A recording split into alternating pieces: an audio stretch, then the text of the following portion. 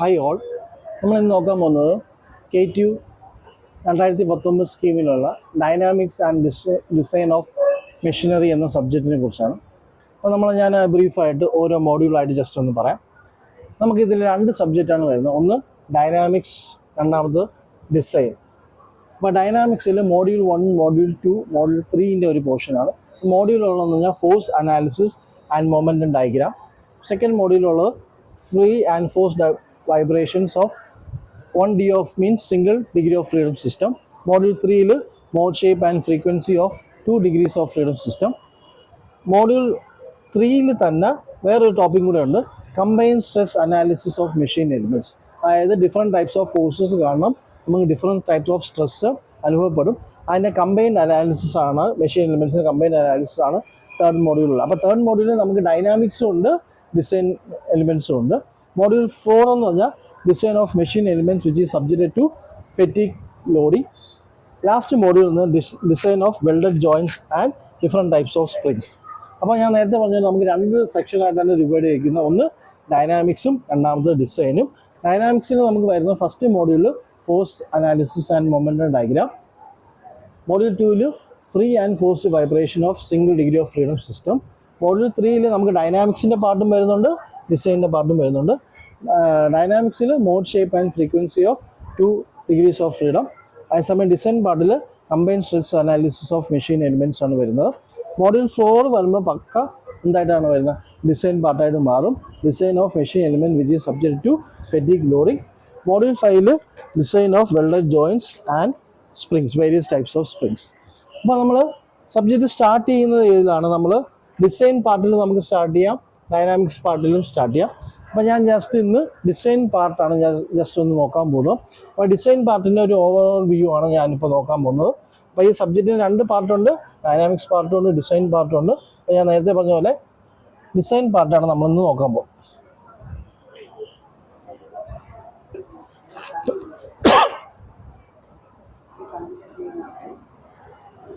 അപ്പോൾ നമ്മൾ ഡിസൈൻ പാർട്ടാണ് നമ്മൾ നോക്കാൻ പോകുന്നത്.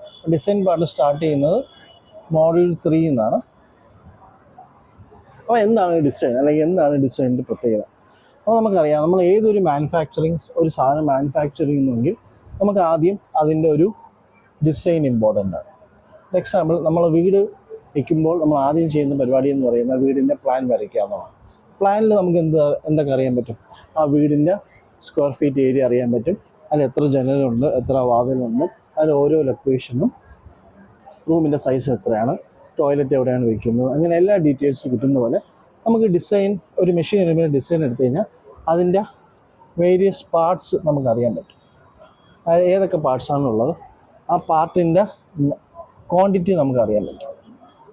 ചിലപ്പോൾ ഒരു പാർട്ടിന് ഒന്നിൽ കൂടുതൽ ക്വാണ്ടിറ്റി കാണും, ചിലപ്പോൾ ഒരു പാർട്ട് സിംഗിൾ ക്വാണ്ടിറ്റി ആണ്. പിന്നെ അതിൻ്റെ മെറ്റീരിയൽസ് യൂസ്ഡ്,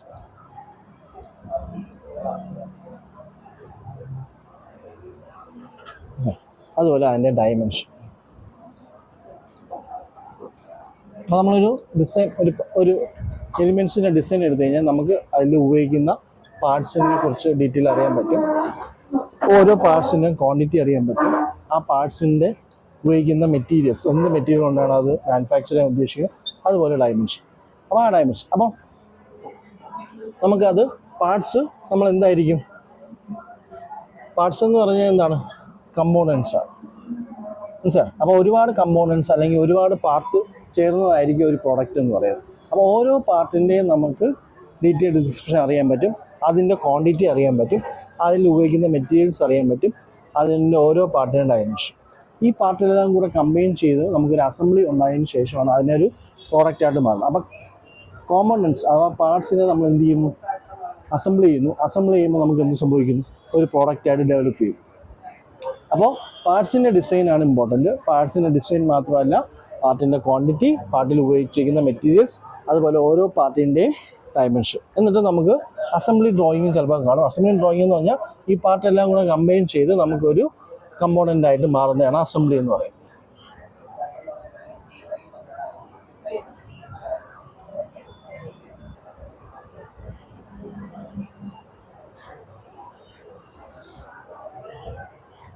അപ്പോൾ സ്ഥിരമായിട്ട് ഒരു 3 മാർക്കിന് ചോദിക്കുന്ന ഒരു ക്വസ്റ്റ്യൻ ആണ്, what are the steps in design process. അപ്പോൾ ഫസ്റ്റ് സ്റ്റെപ്പ് എന്ന് പറയുന്നത് നീഡ് ഓർ എയിം എന്നാണ്. നീഡ് ഓർ എയിം, ആ ഡിസൈൻ്റെ ആവശ്യം എന്താണ്, അല്ലെങ്കിൽ ആ ഡിസൈൻ്റെ ഉദ്ദേശം എന്താണ്. സെക്കൻഡ് സ്റ്റെപ്പ് എന്ന് പറയുന്നത് എന്താണ്? സിന്തസിസ് അഥവാ മെക്കാനിസം. മൂന്നാമത്തെ സ്റ്റെപ്പ് എന്താണ്? Analysis of forces. അതായത് നമുക്ക് ആ പാർട്ടിൽ ഏതൊക്കെ ടൈപ്പ് ഓഫ് ഫോഴ്സ് ആണ് ആക്ട് ചെയ്യുന്നത്, ആ ആക്ട് ചെയ്യുന്ന ഫോഴ്സസിന് അനാലിസിസ്. അടുത്തതെന്ന് പറഞ്ഞാൽ മെറ്റീരിയൽ സെലക്ഷൻ. ഏത് മെറ്റീരിയലാണ് നമ്മൾ ഉപയോഗിക്കാൻ ഉദ്ദേശിക്കുന്നത്. നേരത്തെ പറഞ്ഞ പോലെ നമുക്ക് പാർട്ട് നമ്പർ കാണും, അതായത് ക്വാണ്ടിറ്റി കാണും, അതുപോലെ മെറ്റീരിയൽസിൻ്റെ ഇത് കാണും. അടുത്തത് എന്താണ്? ഡിസൈൻ.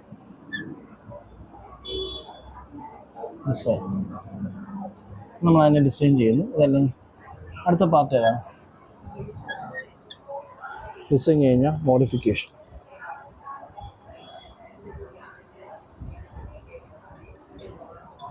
Detail drawing.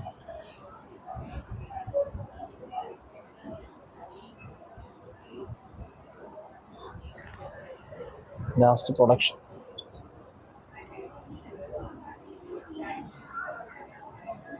അപ്പോൾ ഇതാണ് ഡിസൈൻ്റെ ഒരു ബേസിക് സ്റ്റെപ്പ്. ആദ്യത്തെ നമുക്ക് ആ ഡിസൈൻ അല്ലെങ്കിൽ ആ പ്രോഡക്റ്റിൻ്റെ നീഡ് എന്താണ്, അല്ലെങ്കിൽ എയിം എന്താണ്. രണ്ടാമത്തത് ഏതൊക്കെ ടൈപ്പ് ഓഫ് മെക്കാനിസം ആണ് ആ പ്രോഡക്റ്റുമായിട്ട് അല്ലെങ്കിൽ കമ്പോണൻറ്റുമായിട്ട് അസോസിയേറ്റ് ചെയ്യുന്നത്. ആ മെക്കാനിസം അനുസരിച്ച് നമുക്ക് ഏതൊക്കെ ടൈപ്പ് ഓഫ് ഫോഴ്സാണ് അവിടെ ആക്ട് ചെയ്യുന്നത്, ആ ഫോഴ്സിൻ്റെ അനാലിസിസ്. അതിനുശേഷം നമ്മൾ ഫോഴ്സ് അനാലിസിന് ശേഷം നമ്മൾ എന്താണ്, ഏത് ടൈപ്പ് ഓഫ് മെറ്റീരിയലാണ്. ചിലപ്പോൾ ഒരു പ്രോഡക്റ്റിൽ ഒരുപാട് കമ്പോണൻസ് ഉള്ളതുകൊണ്ട് ഓരോ കമ്പോണൻറ്റും പല മെറ്റീരിയലായിട്ടായിരിക്കും സെലക്ട് ചെയ്യുന്നത്. അപ്പോൾ ആ മെറ്റീരിയൽ സെലക്ഷൻ. ഇത് നമുക്ക് അതിൻ്റെ ഓവറോൾ ഡിസൈൻ നമ്മൾ പറയുന്ന ഡയമെൻഷനും കാര്യങ്ങളൊക്കെ വയ്ക്കുന്നു. എന്നിട്ട് നമുക്ക് ഈ അനാലിസിസ് നടത്തിയിട്ട് എന്തെങ്കിലും പോരായ്മകളുണ്ടെങ്കിൽ നമ്മൾ ഡിസൈനിൽ മോഡിഫിക്കേഷൻ ചെയ്യും. ആ മോഡിഫിക്കേഷൻ ശേഷം നമുക്കൊരു ഡീറ്റെയിൽ ആയിട്ട് ഡ്രോയിങ് ചെയ്യും. ആ ഡീറ്റെയിൽ ആയിട്ട് ഡ്രോയിങ് നമ്മൾ പ്രൊഡക്ഷൻ ഡിപ്പാർട്ട്മെൻറ്റിനോട് കൊടുക്കുമ്പോൾ അത് അതിനെ പ്രൊഡ്യൂസ് ചെയ്യും. അപ്പോൾ പ്രൊഡ്യൂസ് ചെയ്യുന്നതിന് ശേഷവും നമുക്ക് അനലൈസ് ചെയ്യാം, പ്രൊഡ്യൂസ് ചെയ്യുന്ന മുമ്പ് അനലൈസ് ചെയ്യാം. പ്രൊഡ്യൂസ് ചെയ്യുന്ന മുമ്പ് എങ്ങനെയാണ് അനലൈസ് ചെയ്യുന്നത്? നമുക്ക് ഒരുപാട് സോഫ്റ്റ്വെയർ ഉണ്ട്.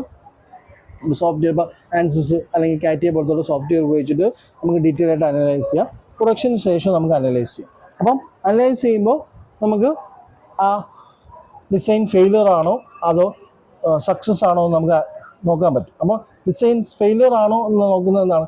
ഡിസൈൻ സേഫ് ആണോ അല്ലേ എന്നാണ് നമ്മൾ ചെക്ക് ചെയ്യുന്നത്. അതായത് എക്സാമ്പിൾ, നമ്മളൊരു പ്രോഡക്റ്റ് ഡിസൈൻ ചെയ്തു, ആ പ്രോഡക്റ്റിലൊരു ഫോഴ്സ് ആക്ട് ചെയ്യുമ്പോൾ ആ പ്രോഡക്റ്റിന് ഫോഴ്സ് വിത്ത്സ്റ്റാൻഡ് ചെയ്യാനുള്ള കപ്പാസിറ്റി ഉണ്ടെങ്കിൽ ആ ഡിസൈൻ നമുക്ക് സേഫ് ആണെന്ന് പറയും with respect to that force.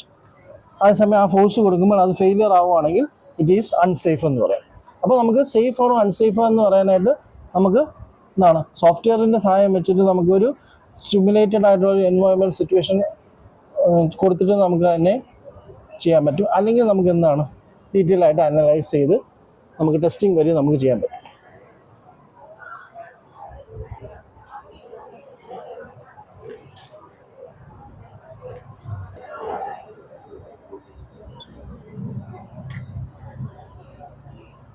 നമ്മളിത് നോക്കാൻ പോകുന്നത് simple stress in machine parts.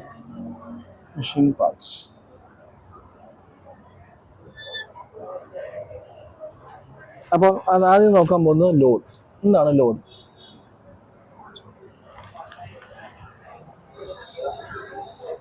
അപ്പോൾ നമ്മൾ ഒരു ആക്ട് ചെയ്യുന്ന ഒരു external force acting on the system അല്ലെങ്കിൽ പാർട്സിനെയാണ് നമ്മൾ ലോഡ് എന്ന് പറയുന്നത്. അപ്പോൾ ഒരു എക്സ്റ്റേണൽ ആയിട്ട് നമ്മളൊരു ഫോഴ്സ് അപ്ലൈ ചെയ്യുന്നു, ആ ഫോഴ്സ് നമുക്ക് മെഷീൻ പാർട്സിലോട്ട് ആക്ട് ചെയ്യുന്നു. അപ്പോൾ ആ കൊടുക്കുന്ന ഫോഴ്സ് കാരണം നമുക്ക് എന്തുണ്ടാവും? ഒരു സ്ട്രെസ് ഉണ്ടാവും. ആ സ്ട്രെസ് എന്ന് പറഞ്ഞാൽ എന്താണ്? നമ്മൾ ആക്ട് ചെയ്യുന്ന ഫോഴ്സ് ഡിവൈഡ് ബൈ ആ കൊടുക്കുന്ന ഏരിയ. അപ്പോൾ ഫോഴ്സ് ബൈ ഏരിയ എന്ന് പറയുന്നതാണ് സ്ട്രെസ്. ഫോഴ്സിൻ്റെ യൂണിറ്റ് എന്താണ്? ഫോഴ്സിൻ്റെ യൂണിറ്റ് ന്യൂട്ടനാണ്. ഏരിയയുടെ യൂണിറ്റ് മീറ്റർ സ്ക്വയർ ആണെങ്കിൽ സ്ട്രെസ്സിൻ്റെ യൂണിറ്റ് എന്തായിരിക്കും? സ്ട്രെസ്സിൻ്റെ unit newton per metre square ആയിരിക്കും. അപ്പോൾ stress is equal to force by area. അപ്പോൾ അത് നോർമൽ ഇതാണെങ്കിൽ നമ്മൾ F/S എന്ന് പറയുന്നത് നോർമൽ സ്ട്രെസ്. ഇതുപോലെ നമുക്ക് വേറെ ഡിഫറെൻറ്റ് ടൈപ്സ് ഓഫ് സ്ട്രെസ് ഉണ്ട്.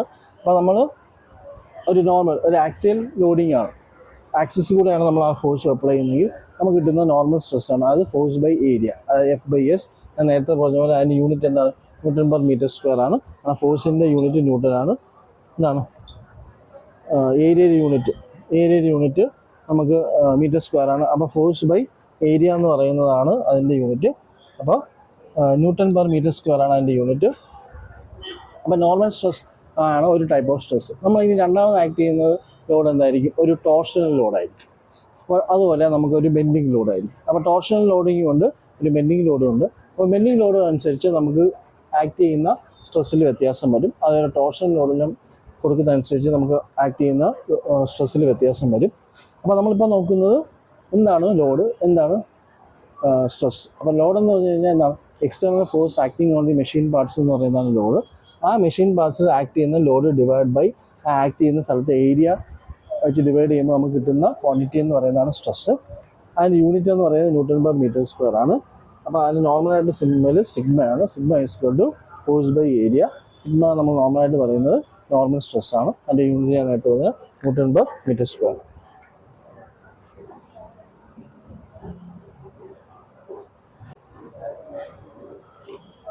നമ്മൾ സ്ട്രെസ് നോക്കി. അടുത്ത് നോക്കാൻ പോകുന്നത് സ്ട്രെയിൻ ആണ്. സ്ട്രെയിനിൻ്റെ ജനറൽ ഡെഫിനിഷൻ എന്താണ്? Change in dimension by original dimension. Change in dimension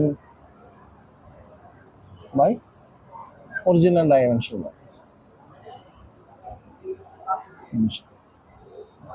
ഒരു എക്സാമ്പിൾ പറഞ്ഞു കഴിഞ്ഞാൽ, നമ്മളൊരു ലോഡ് കൊടുക്കുമ്പോൾ അതിൻ്റെ ലെങ്ത് കൂടുകയാണെങ്കിൽ ആ ചേഞ്ച് ഇൻ ഡയമെൻഷൻ എന്ന് പറഞ്ഞാൽ ഏതിലാണ് വരുന്നത്? ലെങ്തിലാണ് വരുന്നത്. ഒറിജിനൽ ഡയമെൻഷൻ ഏതാണ്? ആ ഒറിജിനൽ ലെങ്ത്. ഇപ്പോൾ ഒരു എക്സാമ്പിൾ, നമുക്ക് ഡി എൽ എന്ന് പറയുന്നതാണ് ചേഞ്ച് ഇൻ ലെങ്ത് എങ്കിൽ, എൽ ആണ് ഒറിജിനൽ ലെങ്ത് എങ്കിൽ സ്ട്രെയിൻ എന്ന് പറയുന്നതാണ് ഡി എൽ ബൈ എൽ. മനസ്സിലായോ? അപ്പോൾ ഇത് രണ്ടും ഒരേ യൂണിറ്റ് ആയതുകൊണ്ട് സ്ട്രെയിനിന് നമുക്ക് എന്തില്ല? യൂണിറ്റ് ഇല്ല. കാരണം ലെങ്ത് ആണെങ്കിലും എന്താണ്? മീറ്ററോ സെൻറ്റിമീറ്ററോ എന്തായിരിക്കും, ചേഞ്ച് ഇൻ ലെങ്ത് ആണെങ്കിലും മീറ്ററോ സെൻറ്റിമീറ്റർ എന്നായിരിക്കും. അപ്പോൾ രണ്ടിൻ്റെയും യൂണിറ്റ് ക്യാൻസൽ ആയിപ്പോൾ അപ്പോൾ സ്ട്രെയിൻ എന്ന് പറയുന്നതിന് നമുക്ക് യൂണിറ്റ് ഇല്ല. എന്താണ്?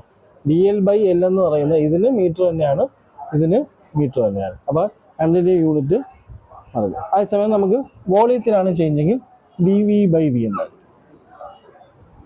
മനസ്സിലായി? അപ്പോൾ change in volume by original volume. അപ്പോൾ ഇതിൽ നമുക്ക് പോസിറ്റീവ് വാല്യൂയും വരും, നെഗറ്റീവ് വാല്യൂ വരും. ഫോർ എക്സാമ്പിൾ, നമ്മൾ ഒരു ഇത് വലിക്കുവാണെങ്കിൽ, നമ്മൾ ടെൻസൈൽ ലോഡാണ് കൊടുക്കുന്നതെങ്കിൽ നമുക്ക് എന്താണ്? ഡി എൽ പോസിറ്റീവ് ആയിരിക്കും. അതേസമയം നമ്മൾ കംപ്രസീവ് ലോഡാണ് കൊടുക്കുന്നതെങ്കിൽ ഡി എൽ നെഗറ്റീവ് ആയിരിക്കും. അപ്പോൾ നമ്മൾ ഏത് ടൈപ്പ് ഓഫ് ലോഡാണോ കൊടുക്കുന്നത് അതനുസരിച്ച് നമ്മൾ change in dimension can be positive as well as negative. So if we are giving a tensile load, we will get a positive change in length. We are doing a compressive load. അപ്പോൾ tensile load എന്ന് പറഞ്ഞാൽ typical example, നമ്മൾ വെളിയിലോട്ട് വലിക്കുക. മനസ്സിലായി? അപ്പോൾ ഇതാണ് നമ്മുടെ ലോഡ്, പി എന്ന് പറയുന്ന ലോഡ്. ഇതാണ് നമ്മൾ ടെൻസൈൽ ലോഡ്. കംപ്രസീവ് ലോഡ് എന്ന് പറഞ്ഞാൽ അകത്തോട്ട്. അപ്പം ഈ കേസിൽ നമുക്ക് എന്താണ്? ഡി എൽ പോസിറ്റീവ് ആയിരിക്കും. ഈ കേസിൽ എന്തായിരിക്കും? ഡി എൽ നെഗറ്റീവ് ആയിരിക്കും. അപ്പോൾ രണ്ടിലും ചേഞ്ച് ഇൻ ലെങ്ത് ഉണ്ടാകുന്നുണ്ട്. പക്ഷേ ആദ്യത്തെ കേസിൽ ടെൻസൈൽ ലോഡിങ്ങിൽ എന്താണ്? ടെൻസൈൽ ലോഡിങ്ങിൽ നമുക്ക് എന്താണ്? പോസിറ്റീവാണ് കിട്ടുന്നത്. കംപ്രസീവ് ലോഡിങ്ങിൽ എന്താണ്? നമുക്ക് ഡി എൽ നെഗറ്റീവ് ആണ്. അപ്പോൾ പക്ഷേ ചേഞ്ച് ഇൻ ലെങ്ത് ഉണ്ടാവും. ഒന്ന് പോസിറ്റീവ് ഒന്ന് നെഗറ്റീവ് ആണെന്നേ ഉള്ളൂ. സ്ട്രെയിൻ വരുമ്പോൾ change in length by original length. അപ്പോൾ ഡി എൽ ബൈ എൽ നമുക്ക് യൂണിറ്റ് ക്യാൻസൽ ആയി.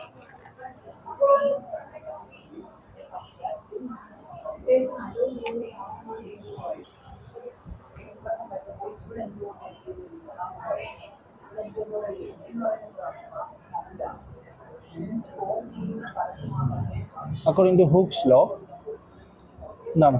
within elastic limit, stress is directly proportional to strain. അപ്പോൾ ഇതാണ് സ്ട്രെസ്, അതാണ് strain. Stress is directly proportional to strain ആണ്. Stress is equal to Young's modulus into strain. അപ്പോൾ E എന്ന് പറയുന്നതാണ് Young's modulus അല്ലെങ്കിൽ യങ്സ് മോഡുലസ് അല്ലെങ്കിൽ modulus of rigidity or modulus of rigidity. അതിൻ്റെ യൂണിറ്റ് എന്തായിരിക്കും? സ്ട്രെസ്സിൻ്റെ അത് തന്നെ ആയിരിക്കും. അതിൻ്റെ യൂണിറ്റ് എന്തായിരിക്കും? Metre square. കാരണം സ്ട്രെയിനിന് യൂണിറ്റ് ഇല്ല. അപ്പോൾ ന്യൂട്ടൺ പെർ മീറ്റർ സ്ക്വയർ തന്നെ ആയിരിക്കും യൂണിറ്റ്. അപ്പോൾ according to Hooke's law, within elastic limit stress is directly proportional to strain. Stress is equal to x modulus into Young's modulus into strain, where Young's modulus in the unit എന്തായിരിക്കും? Newton per metre square. ഇനി എന്താണ് within the elastic limit? അപ്പോൾ നമുക്ക് elastic limit എന്താണെന്ന് വെച്ച് കഴിഞ്ഞാൽ elastic limit എന്താണെന്ന് പറയാം. അപ്പോൾ നമുക്ക് എലാസ്റ്റിസിറ്റിയും പ്ലാസ്റ്റിസിറ്റിയും ഉണ്ട്. എലാസ്റ്റിസിറ്റി എന്ന് പറഞ്ഞു കഴിഞ്ഞാൽ നമ്മൾ ഒരു മെറ്റീരിയലിലോട്ട് അല്ലെങ്കിൽ ഒരു ബോഡിയിലോട്ട് നമ്മൾ ഒരു ലോഡ് അപ്ലൈ ചെയ്യുമ്പോൾ ആ അപ്ലൈ ചെയ്യുന്ന ഫോഴ്സ് കാരണം നമുക്ക് എന്ത് സംഭവിക്കും? അതിനൊരു ഡീഫോർമേഷൻ സംഭവിക്കും. ആ ഡീഫോർമേഷൻ പെർമനൻ്റ് ആണെങ്കിൽ നമ്മൾ അതിനെ പ്ലാസ്റ്റിക് സ്റ്റേറ്റിലോട്ടൊന്നും, അത് ടെമ്പററി ആണെങ്കിൽ ഇലാസ്റ്റിക് സ്റ്റേറ്റിലാണെന്ന് പറയും. അപ്പോൾ എന്ന് വെച്ചാൽ മീനിങ് എന്ന് വെച്ച് കഴിഞ്ഞാൽ നമ്മളൊരു ലോഡ് അപ്ലൈ ചെയ്തു, ആ ലോഡ് അല്ലെങ്കിൽ ആ ഫോഴ്സ് നമ്മൾ റിമൂവ് ചെയ്യുമ്പോൾ ആ ഒറിജിനൽ ഷേപ്പും സൈസിലോട്ടും അത് തിരിച്ചു വരാനായിട്ട് ആ മെറ്റീരിയലിന് അല്ലെങ്കിൽ ആ ബോഡിക്ക് പറ്റുമെങ്കിൽ അതിന് പറയുന്ന എലാസ്റ്റിക് മെറ്റീരിയൽ ആണ്. മനസ്സിലായി? അതേസമയം നമ്മളൊരു ഫോഴ്സ് കൊടുക്കുമ്പോൾ അതിന് ഡീഫോർമേഷൻ സംഭവിക്കുകയും ആ ഡീഫോർമേഷൻ നമ്മൾ അപ്ലൈ ചെയ്യുന്ന ലോഡ് റിമൂവ് ചെയ്താൽ പോലും തിരിച്ചു വരുന്നില്ലെങ്കിൽ, അതായത് ഒറിജിനൽ ഷേപ്പും സൈസിലോട്ട് വരുന്നെങ്കിൽ അതിനെ പ്ലാസ്റ്റിക് സിറ്റിയിലോട്ട് പോകുമെന്ന് പറയും. അപ്പോൾ എലാസ്റ്റിക് ലിമിറ്റിന് കഴിഞ്ഞിട്ടുള്ള ഫോഴ്സാണ് എന്നാണ് പറയുന്നത് പ്ലാസ്റ്റിക് ലിമിറ്റ് എന്ന് പറയുന്നത്. അപ്പോൾ വിത്തിൻ ദി എലാസ്റ്റിക് ലിമിറ്റ് എന്ന് പറഞ്ഞു കഴിഞ്ഞാൽ നമ്മൾ അപ്ലൈ ചെയ്യുന്ന എന്താണ് ഫോഴ്സ് റിമൂവ് ചെയ്യുമ്പോൾ നമുക്ക് എന്താണ് ഒറിജിനൽ ഷേപ്പ് ആൻഡ് ഡയമെൻഷനിലോട്ട് ആ മെറ്റീരിയൽ അല്ലെങ്കിൽ ആ ബോഡിക്ക് മൂവ് ചെയ്യാൻ പറ്റുമെങ്കിൽ നമ്മൾ പറയാതെ ഇലാസ്റ്റിക് ലിമിറ്റ് ആണ്. അപ്പോൾ according to Hooke's law within the elastic limit ആണ് stress directly proportion to strain. അപ്പോൾ stress is equal to Young's modulus into strain അല്ലെങ്കിൽ is equal to Young's modulus. ഇങ്ങനെ നമുക്ക് ഡിഫൈൻ. മനസ്സിലായി? അപ്പോൾ ഞാൻ നേരത്തെ പറഞ്ഞ പോലെ സ്ട്രെയിനിന് നമുക്ക് യൂണിറ്റ് ഇല്ല, സ്ട്രെസ്സിൻ്റെ unit newton per metre square ആണ്. അപ്പോൾ യങ്സ് മോഡുലസിൻ്റെ യൂണിറ്റ് എന്താണ്? ന്യൂട്ടൺ പെർ മീറ്റർ സ്ക്വയർ ആയിരിക്കും. അതാണ് യങ്സ് മോഡുലസ് ഓഫ് ഇലാസ്റ്റിസിറ്റി. അപ്പോൾ ശ്രദ്ധിക്കേണ്ട കാര്യം വിത്തിൻ ദി ഇലാസ്റ്റിക് ലിമിറ്റ് ആണ് stress directly proportion to strain. Stress is equal to Young's modulus into strain അല്ലെങ്കിൽ stress by strain is equal to Young's modulus.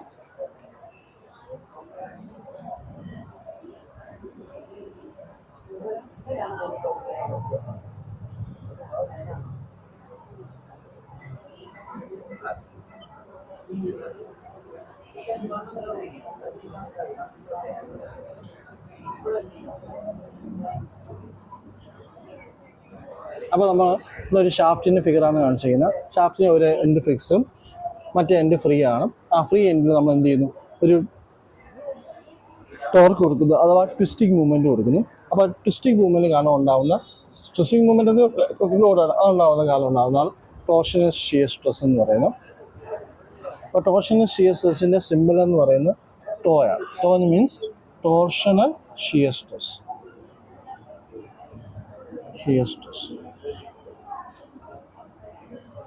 Torsional shear stress കിട്ടുന്ന formula T/R is equal to T/J is equal to G theta by L എന്നാണ് formula. അപ്പോൾ ടോ/R is equal to T/J is equal to G theta by L. ഇതിൽ tau എന്ന് പറയുന്നത് എന്താണ്? Torsional shear stress ആണ്. Shear stress. R എന്ന് പറഞ്ഞാൽ എന്താണ്? Radius of the shaft. T എന്ന് പറയുന്നത് നമ്മൾ കൊടുക്കുന്ന ഫോഴ്സ്, അഥവാ ടോർക്ക്. J എന്ന് പറഞ്ഞാൽ polar moment of inertia.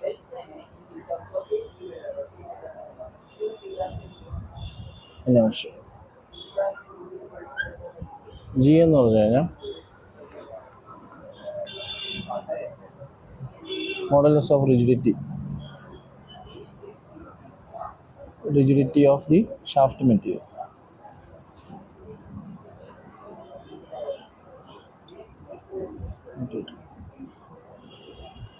Theta means angle of twist.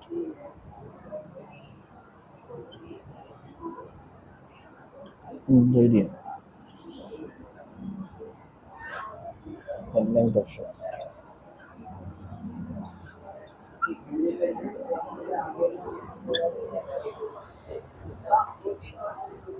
അപ്പോൾ നമുക്ക് ടോർഷൻ ഷിയേഴ്സ് എങ്ങനെയാണ് ഉണ്ടാകുന്നതെന്ന് വെച്ചാൽ, നമ്മളൊരു ഷാഫ്റ്റ് എടുത്തിട്ടുണ്ട്. ഷാഫ്റ്റിൻ്റെ ഒരു എൻഡ് ലെഫ്റ്റ് സൈഡ് നമ്മൾ നോക്കി കഴിഞ്ഞാൽ അത് ഫിക്സഡും റൈറ്റ് സൈഡ് ഫ്രീ എൻഡുമാണ്. ആ റൈറ്റ് സൈഡിലോട്ട് നമ്മൾ എന്ത് ചെയ്യുന്നു? ഒരു ടോർക്ക് അഥവാ ട്വിസ്റ്റിംഗ് മൂവ്മെൻറ്റ് കൊടുക്കുന്നു. ആ ട്വിസ്റ്റിംഗ് മൂവ്മെൻറ്റ് കാരണം ഉണ്ടാകുന്ന സ്ട്രെസ്സിനെയാണ് നമ്മൾ ടോർഷൻ ഷിയർ സ്ട്രെസ്. അത് കണ്ടുപിടിക്കാനുള്ള formula ടോ/R is equal to T/J is equal to G theta by L. ഇതിൽ ടോ എന്ന് പറയുന്നത് ടോർഷൻ ഷിയർ സ്ട്രെസ് ആണ്. R എന്ന് പറഞ്ഞാൽ റേഡിയസ് ഓഫ് ദി ഷാഫ്റ്റ് ആണ്. T എന്ന് പറയുന്നത് ടോർക്കാണ്. അപ്പോൾ ടോർഷണൽ ഷിയർ സ്ട്രെസ്സാണ് യൂണിറ്റ് എന്താണ്? Newton per metre square. R എന്താണ്? മീറ്റർ. ഇതിൻ്റെ യൂണിറ്റ് എന്താണ്? Newton metre. പോളാർ മൊമെൻ്റം ഏകദേശം metre raise to 4. Modulus of rigidity Newton per meter square തന്നെയാണ്. Theta angle of twist in radius, L is equal to length of the shaft in meter. അപ്പോൾ T by J is equal to G theta by A. ഇനി J എന്ന് പറയുന്ന സാധനം ഞാൻ പറഞ്ഞു polar moment of inertia ആണ്. ആ polar moment of inertia depends upon the cross section. അപ്പോൾ J ഇവിടെ നമുക്ക് ക്രോസ് സെക്ഷൻ സർക്കിളായിട്ട് എടുക്കുന്നു. π/32 d raised to 4 എന്ന് പറയുന്നതാണ് ഇക്വേഷൻ. അപ്പോൾ ആ D എന്ന് പറയുന്നത് എന്താണ്? ഡയമീറ്റർ ഓഫ് ദി ഷാഫ്റ്റ് ആണ്. അപ്പോൾ ഷാഫ്റ്റിൻ്റെ ഡയമീറ്റർ എന്ന് പറയുന്നത് D plus D is the diameter of the shaft. അപ്പോൾ ഇതൊരു സർക്കുലർ ഷേപ്പ് ആയതുകൊണ്ടാണ് നമ്മൾ എന്ത് ചെയ്യുന്നു ഈ ഫോമിൽ എടുത്തത്. അതിൻ്റെ ഷേപ്പ് വ്യത്യാസം വരുവാണെങ്കിൽ നമുക്ക് എന്ത് വരും? ഈ ഫോമിലയിൽ വ്യത്യാസം വരും. അപ്പോൾ ഈ കേസിൽ സർക്കുലർ ഷേപ്പാണ് ഷാഫ്റ്റിൻ്റെ ക്രോസ് സെക്ഷൻ. അപ്പോൾ π/32 d raised to 4 എന്ന് പറയുന്നതാണ് ഇതിൻ്റെ ഫോമുല, Tയുടെ ഫോമുല, Jയുടെ ഫോമുല. അപ്പോൾ D is the diameter of the shaft. ഇവിടെ നമുക്ക് റേഡിയസ് ഉണ്ട്, അത് R ആണ്. ഇത് പറഞ്ഞാൽ diameter of the shaft.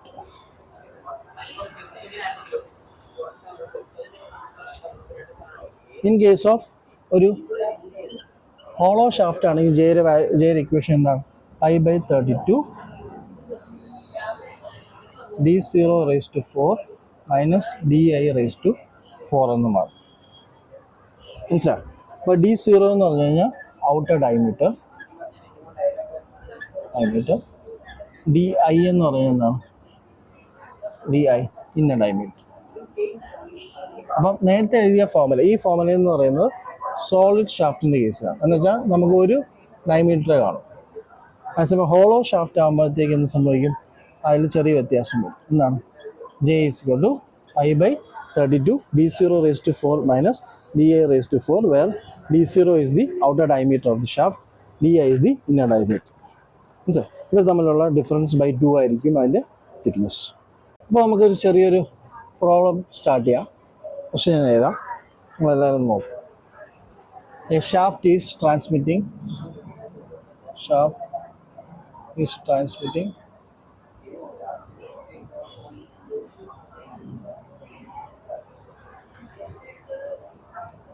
100 kilowatts at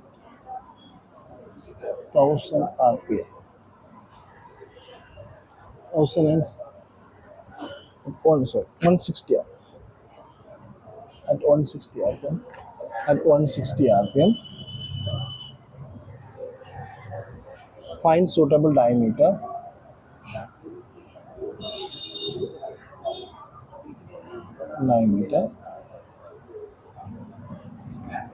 of the shaft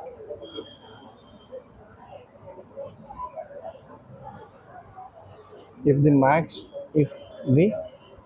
maximum torque transmitted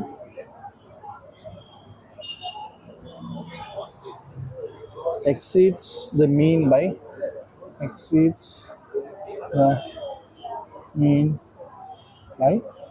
25%. Take allowable shear stress equal to allowable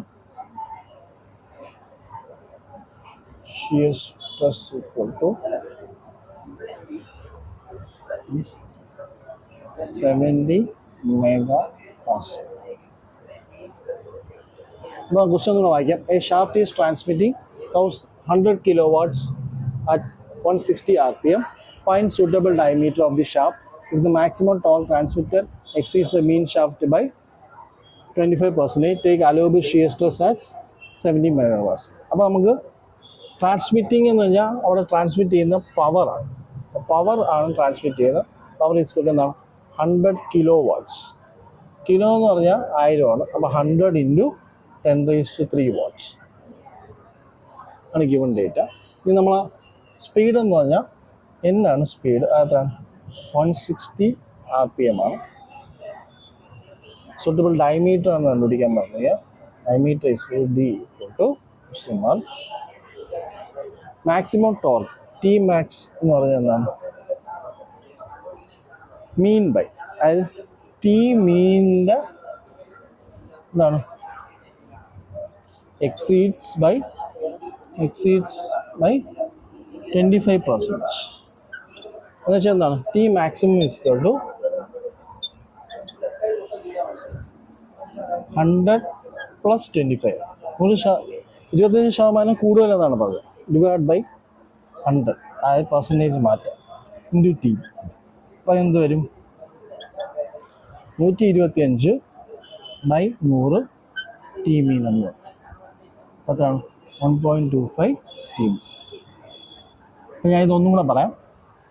നമ്മൾ maximum torque എന്ന് പറയുന്നത് മീൻ ടോർക്കിനേക്കാളും 25% കൂടുതലെന്ന് ക്വസ്റ്റ്യനിൽ പറഞ്ഞിട്ടുണ്ട്. എന്ന് വെച്ചാൽ എന്താണ് ഈ മീൻ 100% ആണെങ്കിൽ ആ 100%-നേക്കാളും 25% കൂടി. അപ്പോൾ ഇത് 125%. അതിനെ ശതമാനത്തിന് മാറ്റാനായിട്ട് 125 ബൈ 100.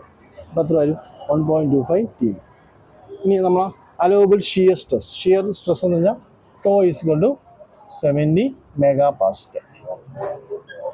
അപ്പോൾ നമുക്ക് ഇതിൻ്റെ യൂണിറ്റ് എന്ന് പറയുന്നത് newton per metre square, newton per mm² convert ചെയ്യും. അപ്പോൾ ടോ ഈക്വൽ ടു 70 MPa ആണ്. മെഗാ എന്ന് പറഞ്ഞാൽ 10⁶. അപ്പോൾ 70 × 10⁶ പാസ്കൽ. ഒരു പാസ്കൽ എന്ന് പറഞ്ഞാൽ 1 ന്യൂട്ടൺ പെർ മീറ്റർ സ്ക്വയർ ആണ്. അപ്പോൾ 70 × 10⁶ ന്യൂട്ടൺ പെർ മീറ്റർ സ്ക്വയർ. ഇനി നമുക്ക് അതിന് mm-ലോട്ടാക്കി നോക്കാം. 6 ന്യൂട്ടൺ. 1 മീറ്റർ എന്ന് പറഞ്ഞാൽ എന്താണ് 1000 mm മീറ്റർ സ്ക്വയർ. അപ്പോൾ 1000 സ്ക്വയർ mm. അപ്പം 70 × 10⁶. 10⁶ വരും. ഇത് നമ്മൾ മനസ്സിലാക്കും. അതായത് 70 MPa എന്ന് പറയുന്നതും 70 ന്യൂട്ടൺ പെർ mm² എന്ന് പറയുന്നതും സെയിം ആണ്. അപ്പോൾ equal to 70 newton per mm². അപ്പോൾ പവറിൻ്റെ വാല്യൂ 100 kW. അപ്പോൾ 100 × 10⁻³ സ്പീഡ് എന്ന് പറഞ്ഞാൽ 160 RPM. ഡയമീറ്റർ നമുക്ക് കണ്ടുപിടിക്കണം. ടി മാക്സിമം എന്ന് പറഞ്ഞാൽ ടി മീനിനേക്കാളും 25% കൂടുതലാണ് 1.25 ടി മീൻ. ഇനി നമുക്ക് പവർ എന്ന് പറയുന്ന വാല്യൂന്ന് നമുക്ക് ടോർക്ക് കണ്ടുപിടിക്കാം. അതിൻ്റെ ഇക്വേഷൻ നമുക്കൊന്ന് നോക്കാം.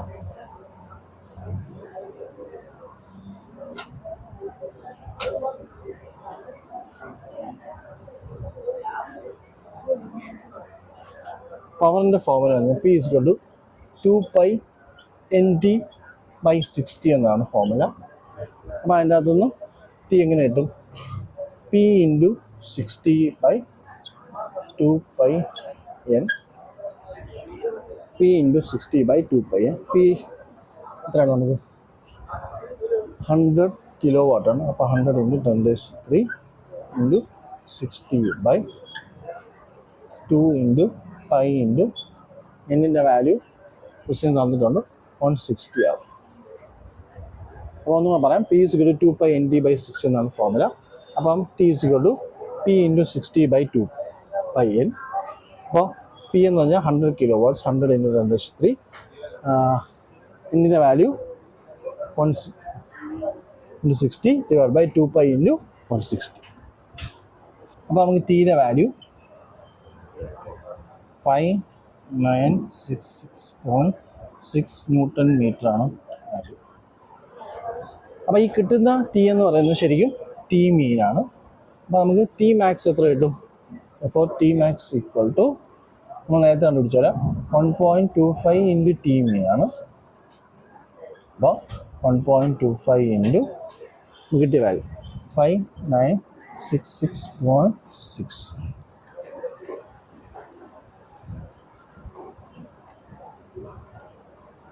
Seven, 4, 5, 8 newton metre. അല്ലെങ്കിൽ 7458 × 10⁻³ ന്യൂട്ടൺ.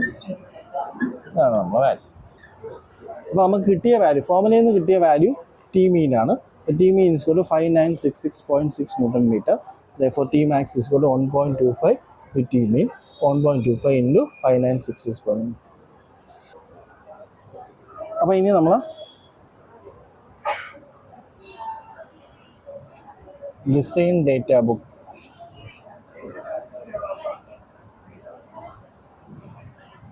ബൈ കെ മഹാദേവൻ ആണ് ഞാൻ യൂസ് ചെയ്യുന്നത്. Devan and K. Balava Reddy.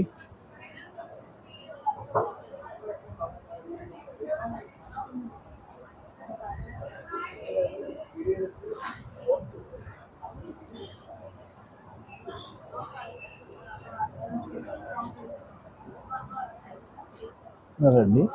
ഇതിൻ്റെ ഡേറ്റാ ബുക്കാണ് ഞാൻ യൂസ് ചെയ്യുന്നത്. വേറെ ഡേറ്റാ ബുക്ക് അവൈലബിൾ ആണ്. പക്ഷെ ഞാൻ ഫോളോ ചെയ്യുന്ന book design data book by K Mahadevan and K Balava റെഡ്ഡിയാണ്. അതിൽ പേജ് നമ്പർ 2 നമുക്കൊരു ഇക്വേഷൻ ഉണ്ട്. ഞാൻ ഇക്വേഷൻ എഴുതാം.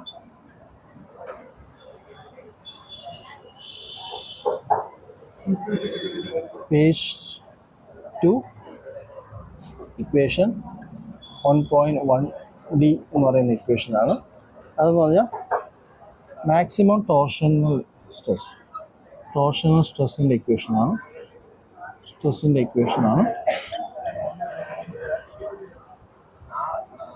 Z is equal to T by R by J is equal to T by ZP is equal to 16 T by pi dq. ഇതാണ് നമ്മുടെ equation.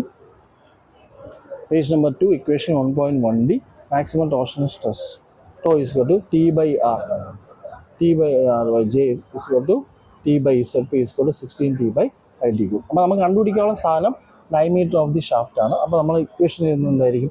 To is equal to 16 T by pi d cube ആണ്. ടോയുടെ value നമുക്ക് തന്നിട്ടുണ്ട്.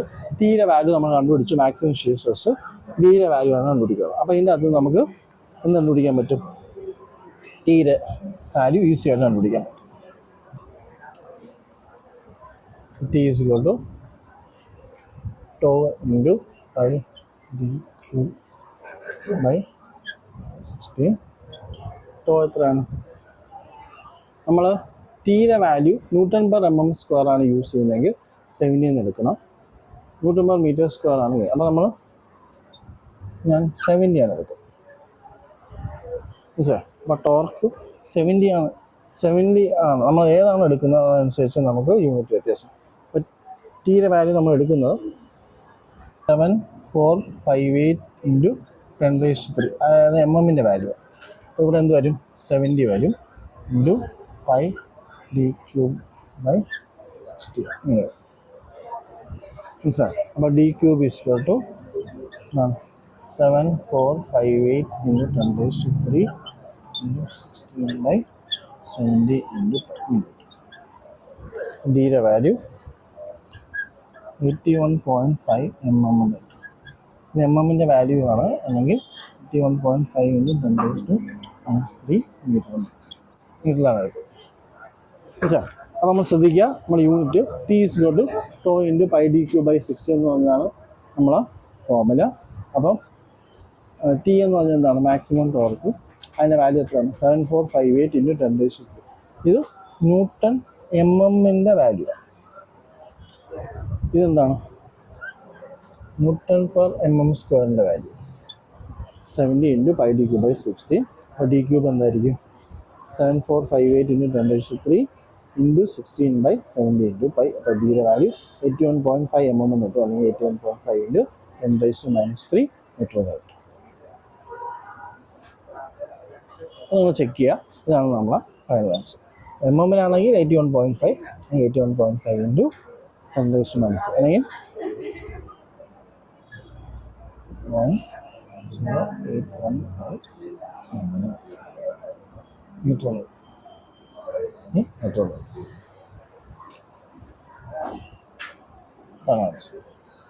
Okay, thank you.